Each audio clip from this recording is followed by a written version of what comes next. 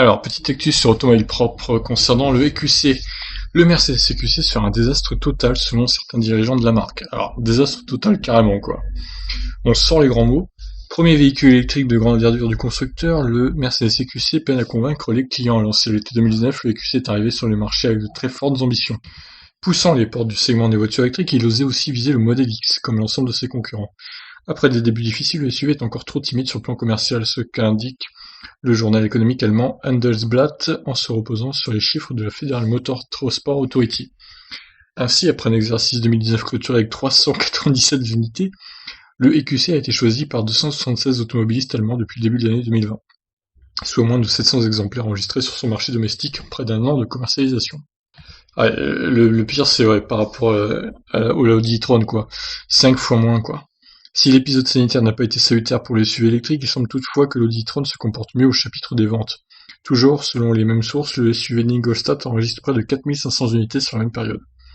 Les dirigeants de la marque ont indiqué que les immatriculations ne sont pas un indicateur pour tirer des conclusions sur la demande. Toutefois, il semblerait qu'ils considèrent le Mercedes EQC comme un désastre total, selon le journal économique.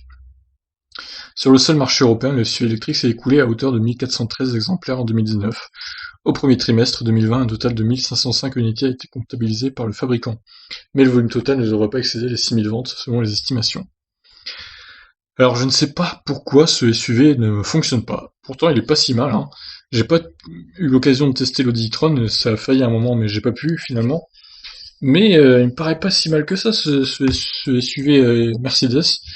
Par rapport à l'Audi e-tron, je vois pas ce qu'il a de moins bien en fait, et pourquoi il est moins plébiscité par les clients. Peut-être que les clients préfèrent la marque Audi pour son premium, je sais pas, parce qu'ils sont fans de la marque aussi. Ils veulent rester chez Audi. C'est assez étonnant. Je ne saurais pas vous expliquer personnellement. Si quelqu'un a essayé les deux, et pour donner un comparatif, n'hésitez pas à dire dans les commentaires, mais bon, peut-être par rapport au prix, le e-tron serait un peu moins cher, mais quand tu peux te payer une voiture à 75 000 euros en même temps, tu vas pas lorgner sur 1000 ou 2000 euros d'économie, hein. Globalement, c'est assez étonnant. Pourtant, il est pas si mal, mais voilà, pour l'instant, c'est un échec, ce EQC, faut reconnaître.